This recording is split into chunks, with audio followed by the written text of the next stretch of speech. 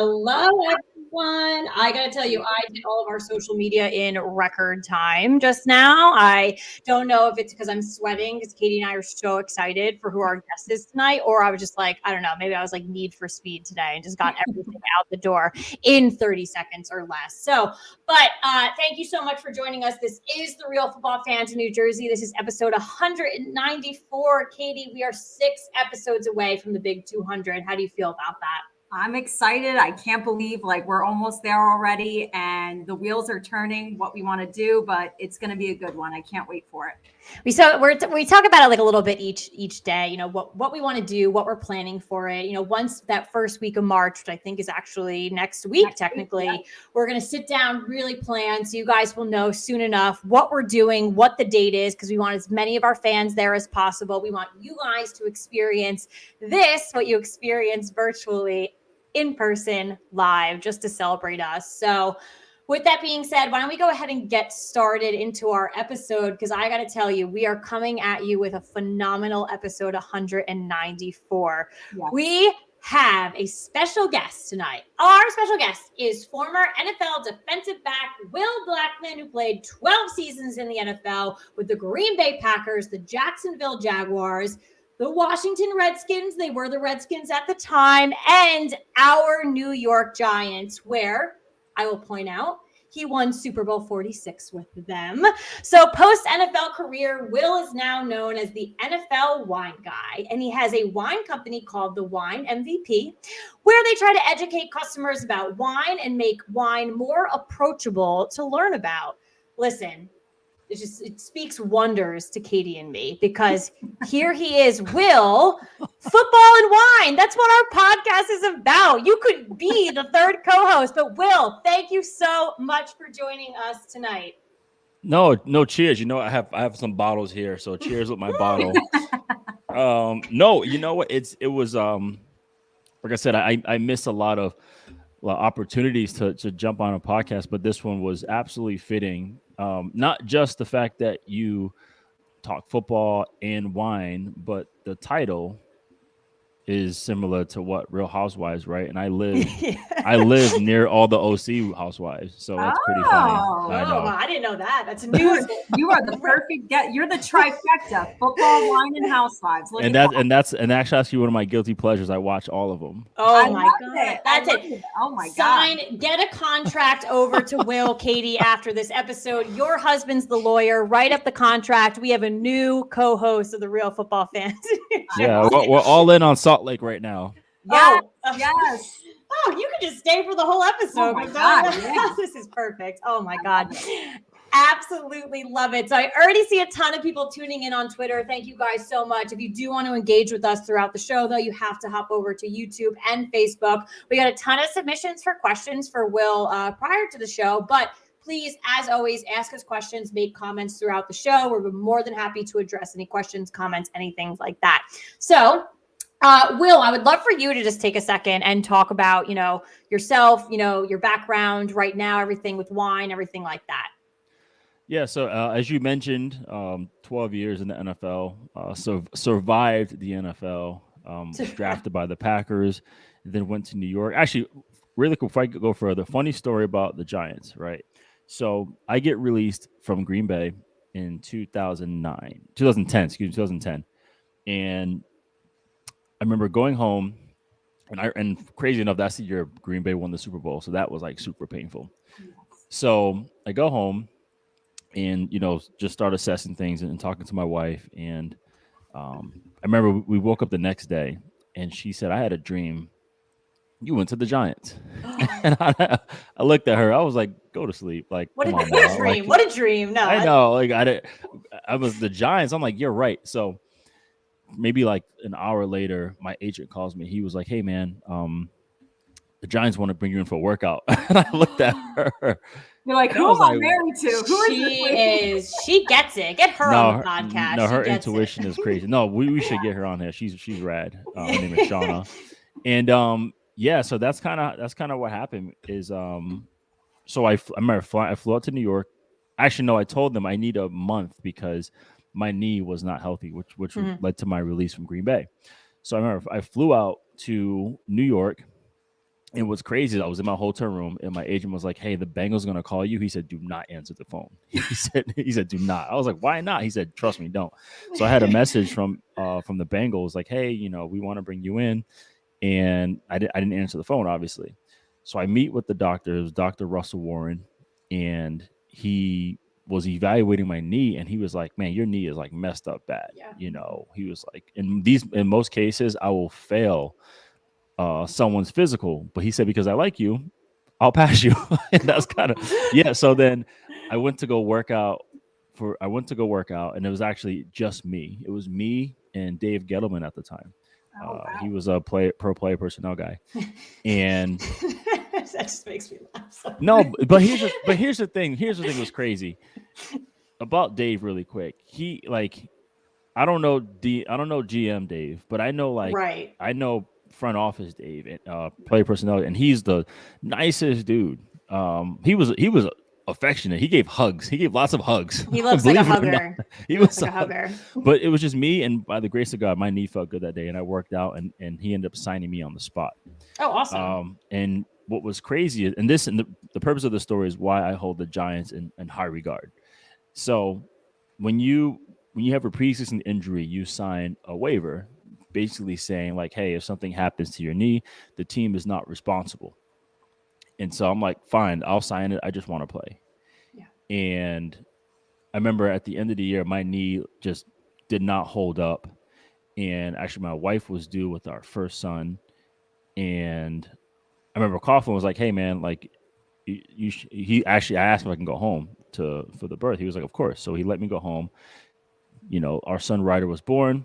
I flew back afterwards, and I remember meeting with Dr. Ronnie Barnes, and he was like, "Hey, man, I know we signed the waiver, but you really need to get your knee fixed." Mm-hmm. So in front of me, he ripped up the waiver, and he was like, "Look," he was like, "Pick any doctor, any surgeon, any rehab place. You pick it, and we'll pay for it. I don't care where it is." And this is at the end of the season. I'm no longer a Giant at this time. Right. This is after the season. Yeah. And sure enough, when I was a free agent, I got the surgery. They paid for it. I went to rehab. They paid for it. I mean, I was going everywhere, and I would just send them the bill. They took care of it. They paid for my stuff. This is during the lockout too. They paid for my stuff. Oh, right. Yeah. From January all the way to like September. They paid for everything, and I wasn't even on the team. That's amazing. And then they brought me back the next year, and this year we won Super Bowl. So anyhow, that's my quick Giant story. But I love the insider info, and I know these questions that we have for you tonight. I'm hoping we get more insider info. Yeah. You have good questions that I'm very intrigued to hear the answers on. So so that was my quick Giant story. And then I went to Jacksonville and then finished with the Washington Redskins. Sorry guys, it's behind me over there. But yeah, and it was super cool. Like during my career, I wasn't, I enjoyed wine, and when I got drafted to Green Bay in 2006, Charles Woodson was signed the same year as a free agent, and he already had his own winery at the time. Mm-hmm. This is way back then, and it was pretty cool because wine is not looked at as a masculine beverage at the time, and I was in Wisconsin, which is all beer and whiskey.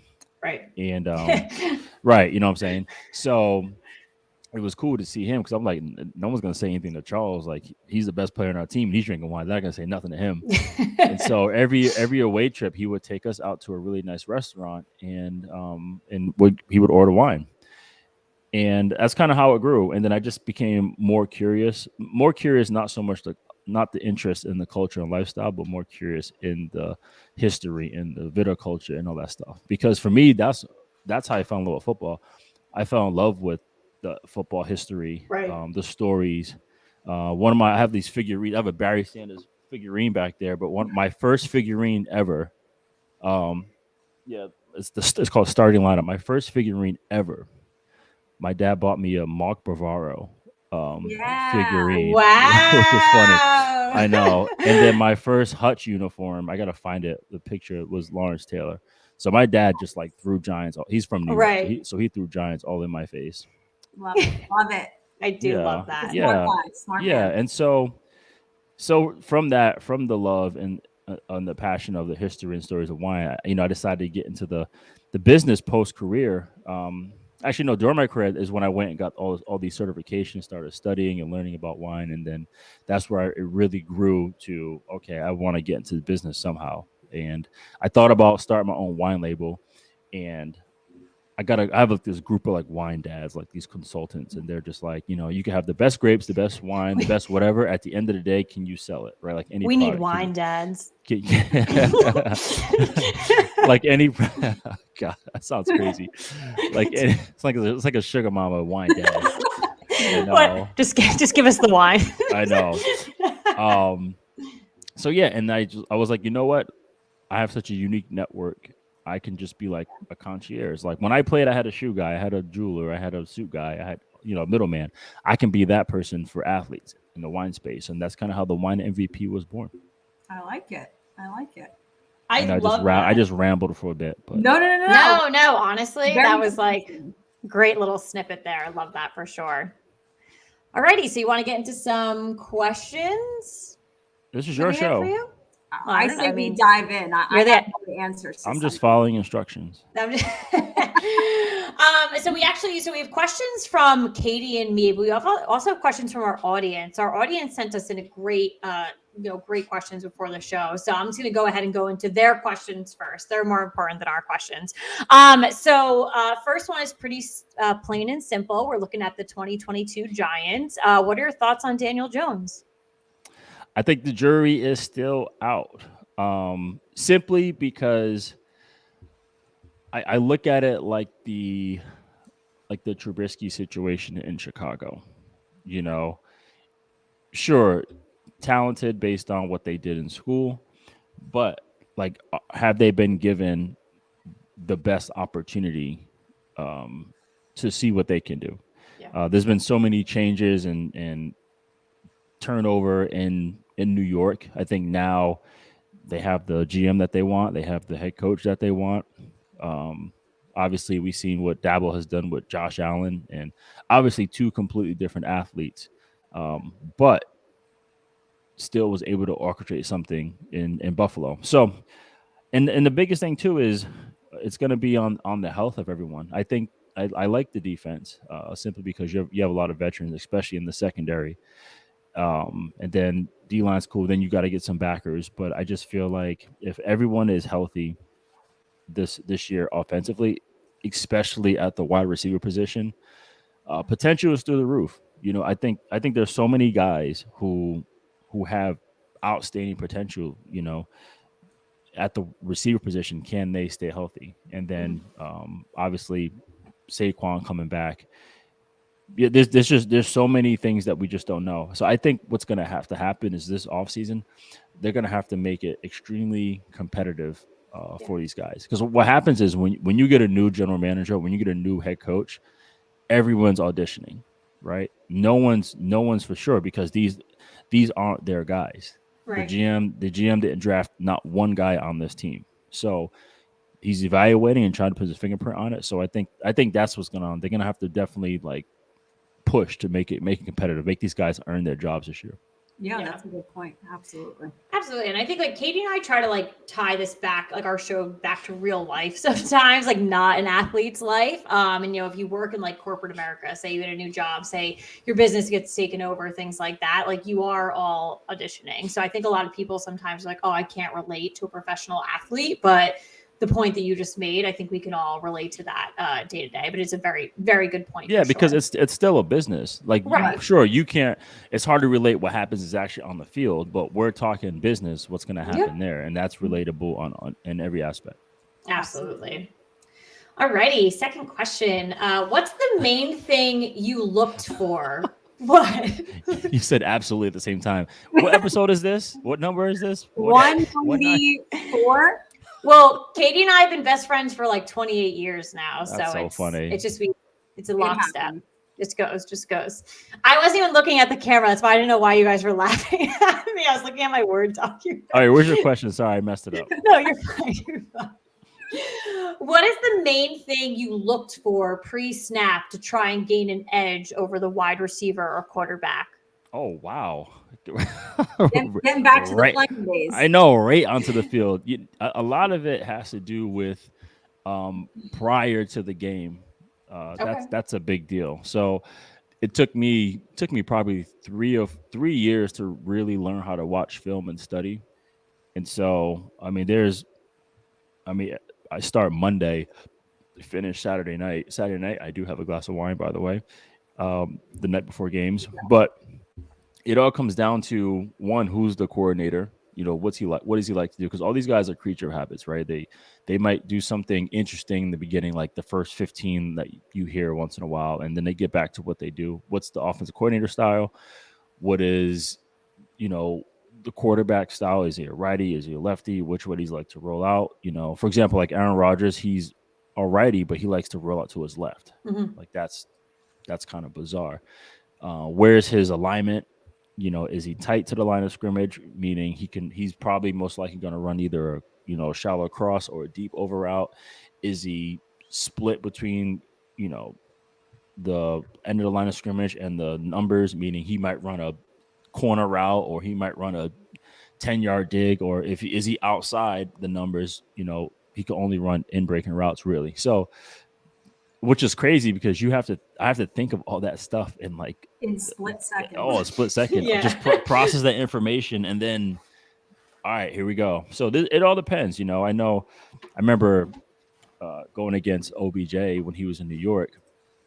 I knew if he was between the hash and numbers, if he lined up there, he was probably running a slant. And if he caught the slant, he was probably going to score a touchdown. Like there was a video, one of our no, seriously, no, I kid you not. One of our coaches put together a presentation for us about OBJ. Like if he catches the ball right here, like forget about it. Right. Yeah. Every time. That's funny. Wow. So yeah, it all depends where guys are. You Yeah. know, I'm always on record, especially on social media. I'm like, guys, if the best receiver is in the slot, he is getting the football. That's the only reason they put him there, because a lot of number one corners aren't going to move into the slot. So if you put the best receiver in the slot, he's going to be on someone where he has a good advantage. So right. Okay. Yeah. That's a lot. The real time examples though, great. Oh, I love it. Well, this one might give us some too. So, who is your favorite receiver to guard and why? My favorite receiver to cover, I mean, it probably was OBJ. OBJ was one of them, which is funny because as much as he has like a huge personality, he does not talk during the games. He does not say anything. He just that is very interesting. Yeah, he just works. He doesn't say much. He just works. Wow. He never gets tired. He was tough. Julio was fun. He was tough. AB was tough. Yeah, I've been fortunate to go against a lot of people. I'm gonna say I like to go against these guys, but I accepted the challenge. No, I embraced it. I thought it was fun because I was so curious, you know, versus like, you know, someone's like, oh, you got to cover so and so this week. I'm like, that's cool. I would love that. Yeah, because I can't wait to see like, okay, I want to see what he's about and, you know, see what I need to do. So, I enjoy going against top guys. Love it. Oh, you said Julio Jones. I got chills. I'm a huge Bama girl too, so I'm like, oh, I love that. I'm so jealous that you got to cover him.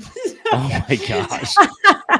Not that I could. I'd probably die, but I love that. I love it. It's so great. All right. So this one's pretty like high level, or just kind of it might be a tough one for you to answer. I mean, I know what Katie and I want you to answer for this one, but what is your best NFL memory? Winning a Super Bowl with the Giants. It has to be.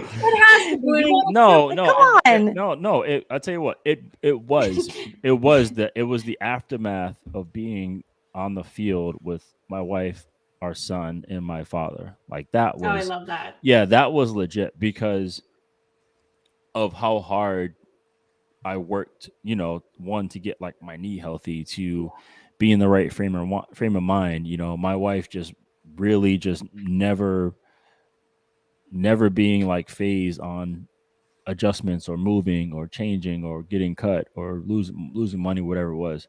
And then I never missed a Super Bowl as a kid. I never missed one. To this day, I still never missed one. And used to always watch it with my dad. And like now here we are, like not only at it, but we won the thing, And so yeah, that's definitely it. And then not to mention, Green Bay won the year before, and I was supposed to be on that team. Right. So there is a lot of things going into that one. Your wife's dream came to fruition. And your dad gave you those Giants vibes too. Like your family, they got to get more vibes back into New York. I need both of their like good juju in New York now. Let us know if your wife has any dreams about the Giants winning. Oh my gosh. If she'd call us right away. No, her next prediction was I'm gonna be bigger in wine than I was in football. So we'll see.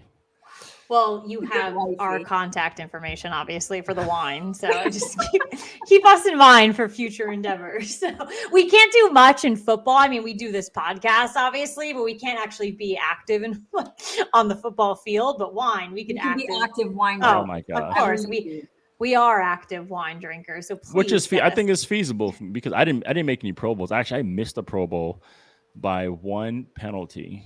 But yeah, I don't have any Pro Bowls, so I think I can do that.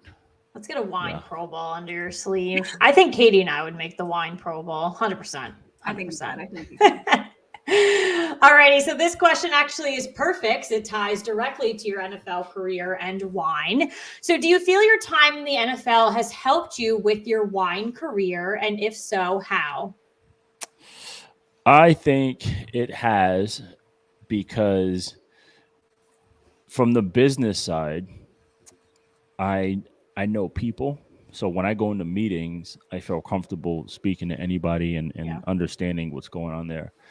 And then, it's like anything too. It's like you study, things change, things are different and all that stuff. So it has just from the work ethic part, I love football. I love the wine world. So if I love it, then even going through adversity, I'm willing to like go ahead and keep going for it, So it definitely has helped me in that regard, because I've been in situations where I missed a whole season of football, or I missed so many opportunities, and it's like you just got to get up and go. So when I had tough situations just in the wine business, I'm like, hey, you just got to get up and go, So it definitely has helped in terms of like being resilient and handling adversity. Very nice. Love it. Absolutely. Alrighty. So, this is a good one because it ties back to, being on the Giants. So that's super cool to you. So how did the special teams unit improve when you and Chase Blackburn returned to the team? We love Chase. We love Chase Blackburn. Chase is awesome. We had so many just solid grown adults on that team. That was that was the biggest thing for us. We had all just grown adults, and it's kind of like you didn't want to mess up because you'll get beat up. Like don't you think I'm kidding? It's like don't mess up what we got going on. Right. That's coaches included. Everyone was fair game. Everyone can get beat up. Oh my god. We need that. But yeah, I don't know. I think they brought me in just because I did have some success returning in the past. And usually you just want to bring someone in with sure hands, just so they don't mess up, which is funny. I say that because I remember in the game versus Dallas, I had a terrible muff. Oh, I dropped that punt and it like flew like 20 yards ahead of me. But for some reason we might have yelled at the TV at you, to be honest. Probably. So. No, I'm sure everyone did. But, damn it, Will. Who is this? Will? Blackmon? Damn it. No question. No question. So yeah, I just think, they brought an experience. I think that was a big deal. Yeah. All righty. So this is the final question from our audience. And obviously, too, I see a ton of people watching live. If you guys are watching live, feel free to ask more questions. But these are the final pre-live show questions. What team and or coach did you enjoy playing for the most? We won't take it offensively, to be honest. No. I really love playing for Coach Gus Bradley in Jacksonville. And I say that because we were not good. Mm-hmm. We lost, I think, 8 straight games. And he came to work every day with the same energy, the same attitude, he stuck to the script, and yeah, and he was just all about just being genuine. He treated everyone fairly. He had no agenda. He had no motive, and it was all about just trying to get everybody better. And I mean, and we didn't have the players. We didn't have anything. Can you remind me who was your quarterback then? At the time, it was Blaine Gabbert, Okay. and then we ended up going to Blake Bortles. Yeah. Oh, and Chad Henne too. We had Chad Henne. I thought it was Chad. Yeah. Henne. Yes, okay. Yeah, it was Chad Henne as well. So What a wild threesome, right there.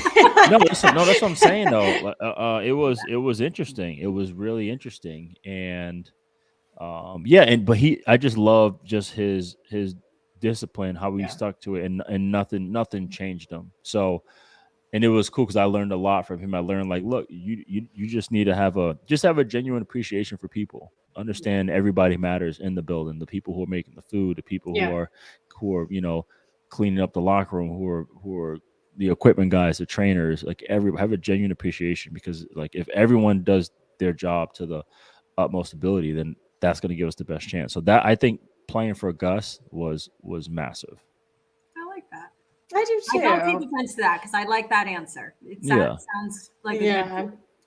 Well, it reminds me of, I don't think it was Jacksonville, but there was a team this year that gave like a huge like bonus to one of their cafeteria workers, and they paid off something for this individual, and it was the biggest thing because I think he had been working for them forever and was retiring or something. I'm blanking on who. I want to say it was the Dolphins, but I am blanking on it. But it was just so. That just like proves your point, like treating every single person that works for your organization, because it's not. You guys obviously do so much going out on the field. The coaching staff does everything, like everything you see on social media. Clearly, all of marketing does great things, but there's so many other people behind the scenes that'll never get recognized. So I truly love that you call out, obviously that coach and for the reasons, and that being that reason. So I really like that. Yeah, he was awesome. He was cool. We got to dive into these questions that we have. I know. Oh, your questions. I know. Our questions. You said the fan questions were better. I think we came up with some good ones. I think we did. I eliminated one of mine because you already answered the question. You eliminated it. Okay. Well, I eliminated because it was about like more like I wanted to like know more about like the wine and like how you go, but you already answered how you got into it and stuff, which was fascinating. So if you're tuning in live with now, like great, like whatever, but if you have to listen to the podcast, like go back, reverse, and definitely reverse, and take a listen to that. It's very, very interesting, of course. Alrighty. So our questions now. If you could go wine tasting anywhere in the world, where would you go? And if you know places, tell me and Katie for recommendations. We'll book tickets. If I could go anywhere in the world, probably the country Georgia. Okay. Wow. Are they known for wine?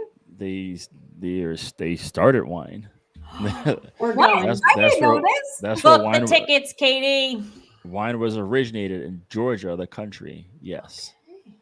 Wow. Which is so funny. That's like a good trivia question, and my wife didn't. It is. She didn't know it at the time, and I remember this. One of our buddies was over here, and he was just quizzing me. He's like, "Do you know where wine started?" And I was like, "Yeah, Georgia." My wife looked at me. She was like, "Oh my god!" Like he said, "Georgia." He's supposed to be like this wine guy. Like he said, Georgia, and he was like, "Nope." I was like, "No, check, it's Georgia." And the guy was like, "Oh, actually, yeah, you're right, it's Georgia." And then when he left, she was like, "Oh my god," I thought you said Georgia, the state, is where wine was originated. So she's like, "Oh my god." I was like, "Did he just say that? Did he just say that?" Is my husband stupid? Question mark. Have you been to Spain? Nope. Yeah, I had a great trip planned to Spain during 2020 that got canceled due to COVID. But I had one day where I was supposed to do a 6-hour winery tour and like bop around to all these different wineries. Yep. I got to get that back on track. That is the dream day, in my opinion. No, all of ours got canceled in 2020. We were to Italy and Spain and France, but I think we might do a month in Italy this summer. So that's kind of that would be amazing. You got to do that. Let us know about the wines. So take the babies with us. Oh, that'd be so much fun. That's awesome. Yeah. Well, honestly, Katie, write that down, Georgia. First of all, we're gonna try the line first. Find around, a couple places around here that have it. Although there is some controversy, some people say Georgia, some people say, other places. So there's a on text is Georgia, but I want to know what the Jeopardy answer is. Yeah. There is some debate. So okay. I'm gonna take your word for it. That's what I know. Okay. All righty. So this question, Katie and I have been on the edge of our seats for because we knew you were coming on the show. Well, you have to. It's our guy that we're asking you a question about. What is your favorite Eli Manning story? I mean, you're on the edge of your seats, but I don't really have one. No, just tell us all about him. So here's the thing: I don't have a particular story about him because he was quiet. He didn't say much, but I think my favorite Eli moment was Eli in the NFC Championship game versus San Francisco. I think that was the tough game. Probably one of the best performances from a quarterback I probably have ever seen.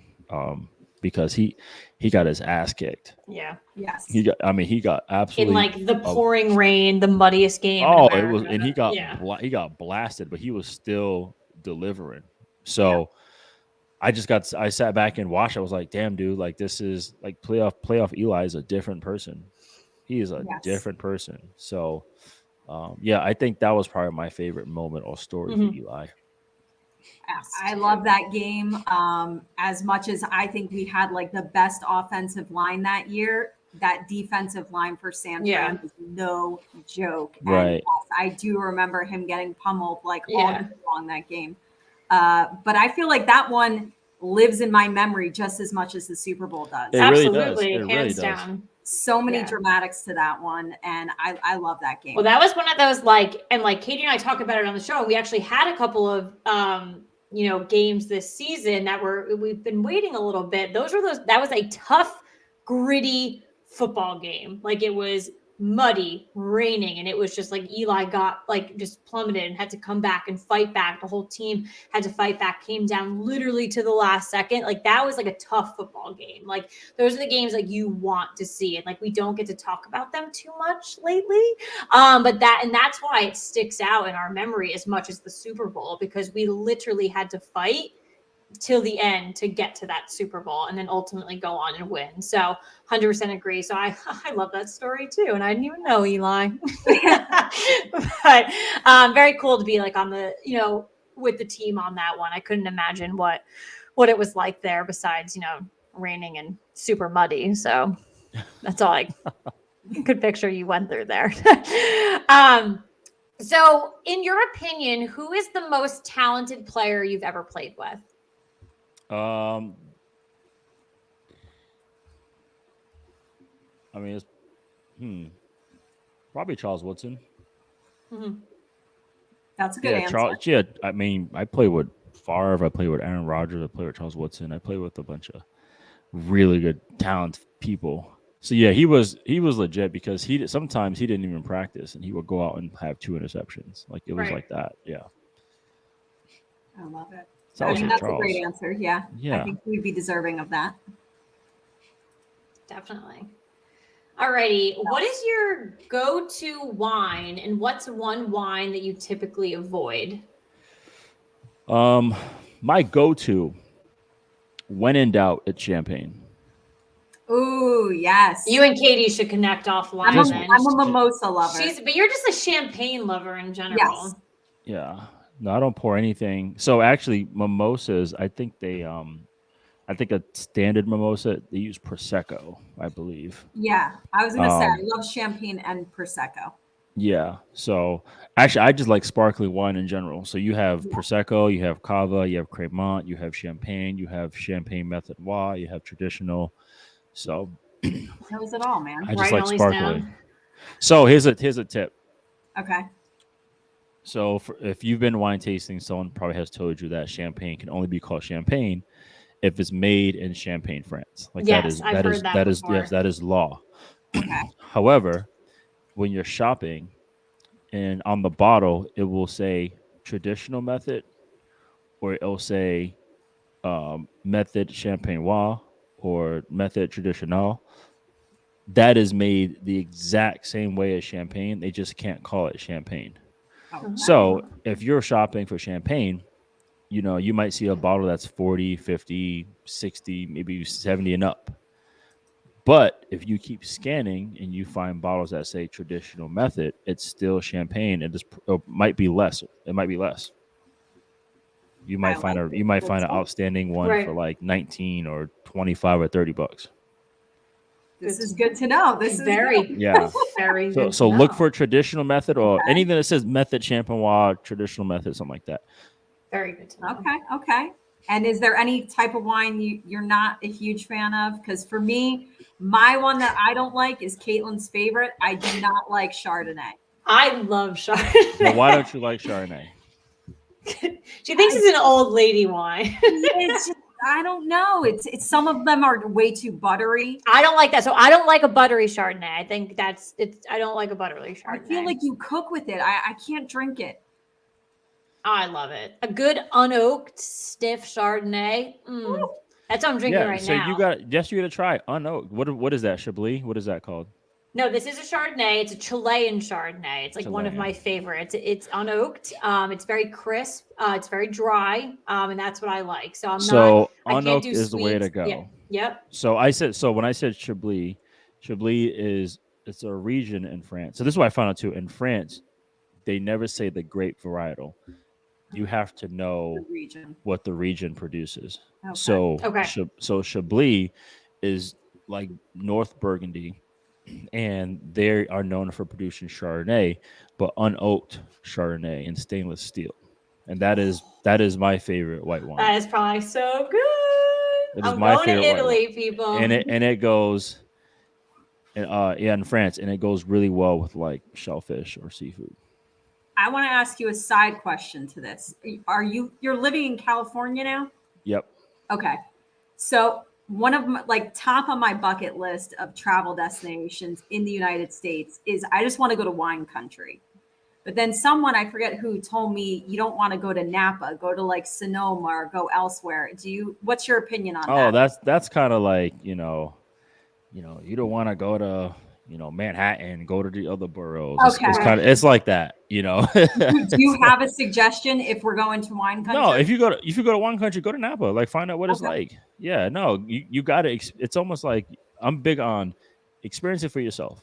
Okay. I love Napa. I think Napa is great. I love Sonoma. I love Paso. I love all these things. So because Sonoma is more chill, is more laid back. Napa is king. So everyone in Napa, they know like this is prestige. So if you want to see like prestige, it's like go to Napa. Napa is super fun. Downtown Napa is cool. You can go all the way up the valley. Is cool. You go to South Sonoma. You go up to Healdsburg. Like it's tons of fun. So you go to Napa. We gotta go, Kate. We need a girls' trip to wine country. Paso Robles is cool. Go to Central Coast, like Santa Barbara is awesome. My parents, at any time I buy my parents a bottle of wine, they always rave about the Russian River Valley. Yeah, so that's Sonoma. I always buy them anything from the Russian River Valley. I'm like, okay, this looks good. I'll send it to mom and dad. So that's Sonoma. So the Sonoma's more of a cooler climate, so you'll get like they make really good Pinot Noirs and Chardonnay in the Russian River Valley. They like Pinot Noirs from the Russian River Valley. I gotta say, one of our fans just posted that they love unoaked Chardonnay. So shout out to Bakari because he actually just won. Yeah, he actually you can't just won. Give it thumbs down. You need to have unoaked Chard. Yeah, I don't think you have unoaked Chard. Trust me. Yeah, because it's totally different. It's not a buttery Chard. I can't do buttery Chardonnay. Is so gross in my opinion. I can't do it. It's like not. It's like drinking, I don't mind it. It depends what I'm having. I'm big on like pairing stuff. So it depends what buttery. Now, if you get Chardonnay from like Burgundy. I can't do that. You make the face. Don't make the face. We make a lot of faces. You need to you just need. I'm sure you guys are. You ladies are near some wine bars. Just go taste and try it. You need to just explore. Okay. Explore.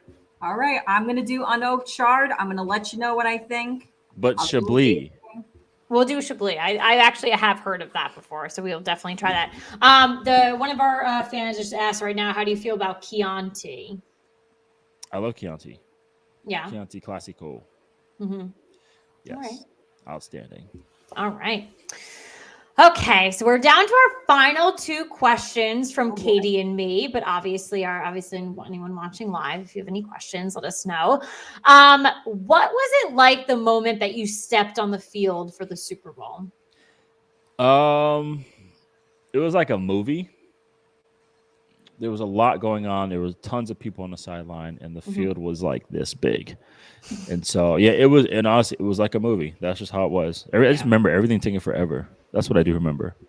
Yeah, the Super Bowl does take I forever. remember that last Tom Brady pass and that ball being in the air forever. It was like 3 minutes. So it was like a movie. And then this was so funny. I remember getting back to the locker room. You know, you expect to see like your teammates, and I think the first people I saw was like Seal and Heidi Klum. They were just at my locker. You know, I'd be like, "Excuse me, get out of my way." No. Wait, that's so funny. Can I get my towel, please? Excuse me, please get out of my way. Oh my God, I'm gonna laugh. I hope my brother is watching. I keep seeing someone. Yeah, I think my brother is watching right now. "Kissed by a Rose" by Seal is like our favorite songs. I That's know a he's great gonna song. die. Oh, like it's from Batman. It's the best song. Great song. That is really funny. What But other, there's another song that he has. Gosh, it's on another one of my guilty pleasures. playlist. But yeah, no, I think like this was like, I know obviously football is a production, but I remember there was one game, it was probably in SoFi. It wasn't obviously the Super Bowl, but obviously 2 big LA teams playing. I remember watching it this season, just like they zoomed off to the side. And not only did they show like the camera come down, like in like, you know, on like the 50-yard line, but they showed like the single production, like the people running around with cameras, like all this stuff, kind of like the chaos, like behind the scenes. And I had to like kind of like take a moment back and be like, holy shit, like the NFL like really is like a movie. It's a movie production. Oh yeah, we're explicit. Sorry. I should have, you should listen. Maybe, I don't know if you did your research and hear me say fuck every other weekend. I say it every week. So every other week. So we're fine. We're explicit. But like literally I know it is, but like, I guess it took that, and I forget what game it was this season, but like I had to literally take a step back and I was like, this is a movie. And like, if I give you guys a lot of credit, because like, I don't think I could perform in that. Like, I would just be like, is there a camera right here? Like, get out of my face. But like, you don't even realize it. Yeah. You literally have no capacity in your brain to focus on anything else. Yeah. You don't, because everything is right there. I mentioned earlier, right? You have like literally 1 second to process a list. You're not like, worried. Okay, I line up first. No, the play's over, right? And then I'm like, okay, it's third down. Okay, it's third down and 7. Okay, what do I like to do on third down and 7? Okay, what's their personnel? Where are they on the field? What's the call? What side am I on? What are the checks? What are the motions? What's their formation? Who's in the game? Did somebody get hurt? What's happening? What's the time on the clock? Okay, let's line up. Okay, he's doing this. He changed this guy. This guy's moving his gloves. Like I have to process all that stuff, and then it's like hike. Right. Okay. No. I'm not worried about the camera. It's like these housewives. They do it for years, season after season. Oh, but they're acting. They're like, let me start this drama. No, they do not forget about the camera. Are you kidding me? They're doing it for the camera. Right. They do it 1 year. They come back and they're selling a hand cream. That's what they're doing. Is that what? Did you just show us the hand cream you're selling? No, I just had a hand cream because they are. That's the only thing that show is good for. If you have a product, other than that, it's gonna ruin your life. Yeah. Have you ever had any of the housewives that have their own wine brands? Have you ever had? That's such a good question. Hold on, you're gonna. Oh no! Did you freeze? Are you gonna bring one of them on the show right now? Oh my God! What happened? Will, where'd you go? We lost him. Will, come back. I can't believe Will was a Housewives fan. I know. This is huge. I'm also like, where did you go? I'm so nervous. He's just left us. This has been, honestly, I'm loving this episode so far. I love it. It's been so great. The good thing is that his little like squiggly thing of death, there he is. There he is. What happened there? I don't know. So, What do we got? Oh, Katie got that for me for my birthday. So Yes, the whole trio, the pack. Yes. they're not bad. They're actually pretty good. I did. So Yeah. So I'm on the board of Knocking Point Wines. So I have to give my reviews and create a video for these soon. Oh my God. Oh, I can't wait for this video. Yeah. That's funny. I thought they were pretty good. I should probably look back, but on the episodes, I didn't have 3 bottles in one episode. That would have been too much. But I did drink. So Katie got them for my birthday one year. It was probably like last year or the year before. Yeah. So yeah, and I did it on the show. I made sure to showcase them, and I drank them throughout the show. That's so funny that we were so happy that they came out with wine. Like, it's been how long? They should have come up with them. But we're on the hunt to definitely try all the Housewives wine. So we've done Skinny Girl. That's it. And it's not that good. So you also need like 4 bottles to get drunk off Skinny Girl. So, but we were definitely into Lisa Vanderpump's. We want to try her rosé for sure. And then what is Ramona's? Pinot Grigio? Pinot Grigio. So we're definitely in the market to try those. So if you tried those before us, definitely know. But let us know when the Housewives wine review comes out for sure. You'll find it on Knocking Point. Alrighty. Well, honestly, those were all of the questions that we had. I have one more question. All right. Before you leave us, because I absolutely in love with the fact that you're a Housewives fan. I think we have to get you back on the show just for a Housewives. Just for Housewives, not football. But now that we've learned this, who's your favorite housewife? Or franchise? Candy. Oh, you do love Candy, yeah. Candy from Atlanta. Just because she's like, she just keeps it 100. She has her own stuff. Yeah. And you said that we're very invested in Salt Lake City right now. Who do you like from Salt Lake City? Oh my gosh. They're tough. There's a lot of people. You know what? I don't say I have a favorite, but I like how Jenny keeps attacking Mary. I think that's funny. Yeah. I think that's funny because no one else says anything. Yeah. Well, no one else.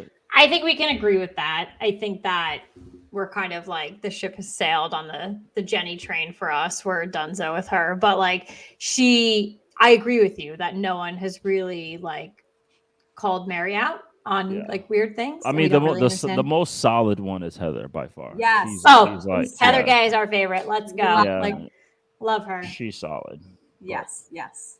Oh my God. I love that you love the Housewives. This is phenomenal. We're seasoned veterans. I don't think I don't watch New York. Okay. Well, it got bad. It got bad. But it did. Well, it did. It got very bad. I stopped watching New York and New Jersey. Oh, New Jersey's very good. So we recommend you come back to New Jersey. Come back to New Jersey. Yes. Well, guess who's on this season? Tiki Barber, even though we don't like him. Is he really? Yes. So I cut Tiki Barber out of my football life, and now I have to watch his dumbass on friggin' Oh my Housewives. gosh. I'm so pissed. I thought like we were just gonna get his wife. He is on every damn episode so far, and I'm like, I cut you out of my life. They asked us a couple of times. We're like, absolutely not. There's no way. Oh my God. Well, this is like breaking news. There's absolutely not. No all right. way. Well, you're not going to be on the Real Housewives, but I think tonight we found our third co-host of the Real Football Fans of New Jersey, because you love football, you love wine, and you love Housewives. Oh wait, I got something. No, this is true. It really was. I kid you not. I'm trying to see if I can find. You're getting up the email. Huh? No, not that email. He's pulling up, as they call in Housewives. He's pulling up the receipts. No, I don't have that receipt. I have a different receipt, which is super cool. Hell If yeah. I can find it. Me and my guy. Who is it? Wait, I can can't. you see it? Like, no, Is I that a can't. Monty tumor? No. Boom, there you No. go. No, I can't. Why can't You guys can't see who that is? No. There's Oh a my glitch. gosh. Is that Tom Coughlin? Tom Coughlin. I was gonna say it's clearly it's a white person because I can't see it. No. It looks like a ghost. He looks like a ghost. You just zoom in a little. That? No, zoom in a little. Oh, is it Andy Cohen? It's Andy. Oh, I thought it was Tom Coughlin. Tom Coughlin. She said it's a white man. I know that. Well, yeah, because I couldn't see anyone. Oh my God. Because I almost did the Real Men's Watch Bravo show. I actually auditioned for that. Oh, Will. Yeah. where the fuck have you been our entire lives? Where have you been our entire Yeah, they flew me in to do that. It was me and Jerry O'Connell, and then they ended Where up have going you with. been? I've been chilling, watching the shows with my wife. I've been chilling watching the Housewives, drinking Watching wine. our show or no? Yes, Well, you should, because every other half we do break down the Housewives. I don't know if we can tonight. This has been way too good of an episode, to be honest. But it was amazing. Oh my God. But yeah, I mean, honestly, like do you have any questions for us? And if you don't, it's okay. No, I don't. I don't. Yeah. Okay. I don't. That's totally Yeah. fine. I just figured, I only watch OC to look at Heather Dubrow's house. That's it. Oh, I am. Well, so the biggest thing is like, I'll make this quick, but I'm, Katie and I both are like honed in on our like franchises that we love, but I kind of like to dabble in a couple others, and Orange County and Beverly Hills are my others that I've dabbled in because they're both OGs for legit Housewives. OGs. Absolutely. So Orange County, though, rubs me the wrong way. And I've taken a hiatus from them over the past couple of seasons because they suck and they're pissing me off. No, I like Tamra. I don't mind her. Everyone else just kind of bothers me. And this season, because the OGs left. And the OG is now back. So Heather Dubrow is my girl, like my girl. And if you live near her, we're coming. So I'm like 25 minutes. We're coming. So I love her. So the fact that she came back this season, I was so happy. So I've been watching. It is a great season so far. So it is cool so far. They pulled me back in. And her house it's like a resort. Honestly, it's nothing you've ever seen before. It's like it is. It's ridiculous. It makes no sense. What's funny about that show is, so when you're driving on the street, you see billboards like what lawyers and stuff. So when you're driving to LA from Orange County, you see a billboard that says, you always see it says Sweet James. And so I was like, Sweet James. Okay. I thought it was funny. I was always laugh like Sweet James. And then when Noella mentioned that her husband was Sweet James, I thought that was so funny. Yeah. So he's a realtor, Sweet James. So it almost reminds me of the movie I Love You Man, when crazy billboards. So they make the Paul Rudd billboards. It's basically like what? Like, well, I guess it's her ex-husband now because he like leaves her in the first episode. So but it's literally, when I saw that, I was like cracking up. I was like, that's literally Paul Rudd and I Love You Man, where he's like literally like the James Bond billboard. That is Sweet James. Like that is her husband. But wow. Oh my God. Honestly, like this was absolutely incredible. Like I cannot believe that we finally found our trifecta here. We found someone. We found Katie and mine's triplet. Katie and I have been twins our entire life, loving football, loving Housewives, and loving, as we got into legal age of drinking, loving wine. And finally, we found someone who shared the same three loves as us. As Katie said, I spend equal time in all three. I think we do as well, to be honest. And the good thing about wine is that you can share it with football and the Housewives equally. And it's a beautiful, beautiful thing. I know. As you see, I might open this one tomorrow night for OC. Do it. Definitely should. They were. I thought they were definitely good wines for sure. For I guess it's like a consumer play to have them as Housewives branded. So for a consumer play, they were pretty good. But yeah, honestly, Will, this was an absolute pleasure. Thank you so much. Yeah, I could not be happier. I know Katie and I have been smiling ear to ear this entire episode. It was so cool to get behind the scenes of not only the New York Giants, but a lot of NFL teams, other NFL teams as well. Just kind of that business mentality of going from the NFL into, a professional career within wine. And then also, too, your love for the Housewives and you just being a very stand-up individual yourself and just a great personality and a great person to come on this Average Joe podcast, So, but yeah, honestly, don't think average. Think more than that. Listen, we just do this. We've been just doing this for fun, for just fun. But no, it's honestly, it was truly great. And I could not be more grateful that you chose to hang out with us tonight. Yeah. Okay. Thank you so much. Absolutely. Thank you. Talk soon. Bye. All righty. Well, what an episode so far. And we are going to just really quick wrap up the episode with talking about, we want to talk about some free agent signings real quick. Yeah. So we just did, there was an article that came out this past week with a countdown, to the 2022 free agency period. On NFL.com, there was an article by Bucky Brooks. He ranked the top 10 free agent signings from this past season. We have the list. Caitlin and I are going to say who we think was the best, and then also who we think is the top free agent going into 2022. So the list from NFL.com, top free agents from this past season. Number 1, defensive end Trey Hendrickson from Cincinnati. Number 2, running back / wide receiver / kick returner Cordarrelle Patterson for Atlanta. Number 3 was outside linebacker Matt Judon from New England. 4, center Corey Linsley from the Chargers. 5, defensive end Yannick Ngakoue from Las Vegas. 6, guard Joe Thuney from Kansas City. 7, running back James Conner, Arizona. Number 8 was defensive end Jadeveon Clowney from Cleveland. Number 9, outside linebacker Hassan Reddick for Carolina. And number 10, wide receiver Kendrick Bourne for New England. Caitlin, who did you think was the best free agent pickup this past season? Let's just talk about this list of free agents real quick. Like, what a phenomenal list. Yeah. And it only makes me more excited going into this coming season for sure. We have a decent amount of people, and we'll actually talk about that real quickly after this list.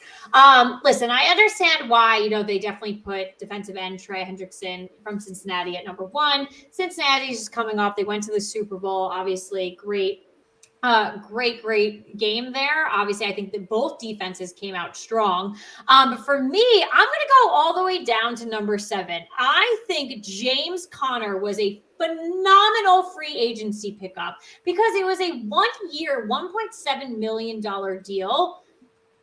Literally second most rushing touchdowns with 15 touchdowns in the league. So you're picking that up in free agency, and what James Conner was able to do for the Arizona Cardinals, especially when Kyler Murray, especially when Kyler Murray and DeAndre Hopkins were out and they were injured, he put that team on his back and he was able to keep that team alive. 100%, I got to go with James Conner on this one. Yeah, I think James Conner is probably a really close second for me. I'm going to go with the guy that was number 2 on this NFL.com list. I'm going to go with Cordarrelle Patterson. Another great reason I'm going with him, it goes in line with you too. It was a cheap signing. It was a 1-year, $3 million deal. He was drafted in 2013. He's been in the league for a while, and yet he had the best year of his career this year, over 1,100 scrimmage yards and 11 touchdowns. And he was the number 1 threat in that Atlanta offense. And so to get a guy in free agency, we'll sign him for a year, $3 million. Maybe he'll play a part in our offense, but to become the key focal point of that offense was very impressive to me, especially a guy who's been around for a while. And you just thought he was what he is. And then all of a sudden he had this breakout year in his 8th or 9th season in the NFL. So I thought that was amazing. And then who do you think is the top free agent going into this free agency period, 2022? So there's like a ton of free agents. I think I read there's like 200. Potential free agents. Obviously, you're going to have people go into free agency and they're going to get signed back by the team right away. Right. But listen, I really couldn't. I couldn't pick just one, and I think you guys all know that I'm very hard with picking just one time. So I picked 3 people, but I think it's because like they all have kind of like asterisks next to them. But then, so obviously, so I went with Davante Adams, Chris Godwin, and Chandler Jones. Let's not like obviously Chandler Jones had a phenomenal season. You know, he's a free agent edge rusher, like New York Giants. I'd hit him up. We don't have any money, but please hit him up. Obviously, all 3 of these people have injuries tied to them. You know, Davante Adams, Chris Godwin, you know, kind of going out. Chris Godwin a little later in the season, and then Davante Adams missed like a big chunk. So obviously all the injuries tied to them, but they're all 3 really phenomenal players going into free agency. So I think the interesting thing though with Chris Godwin and Davante Adams though is are Green Bay and the Tampa Bay Buccaneers going to be looking at, well, Tampa Bay is looking at a new quarterback situation. Is Green Bay going to be looking at a new quarterback situation? What do those wide receivers look like when they're not playing with the best quarterbacks? That's why the 2 best quarterbacks in the league. I put a little asterisk next to them, and that's why I liked putting Chandler Jones in there. So I agree with everything you said. I went with Davante Adams. Yeah. All right. Well, honestly, Katie and I came to a mutual decision via text message that we are just so beyond thrilled with how this episode went tonight. With having Will Blackmon on, that was a phenomenal episode. We still wanted to talk about football just a little bit. We do have more content for you guys, but we're going to deliver it to you over the next couple of weeks. Everything is evergreen from here with us here on now. Any breaking news, please just keep following us on Twitter, Facebook, Instagram, and YouTube. Well, I can't really break it on YouTube for you guys. Sorry. So just keep following us on Instagram, Twitter, and Facebook for all of our breaking news. But wow, what an episode. Honestly. He totally caught me completely off guard. The Housewives thing. I didn't know about that. Tell us about this beforehand that he was a Housewives fan, and he happened to mention it like a minute before we went live with him.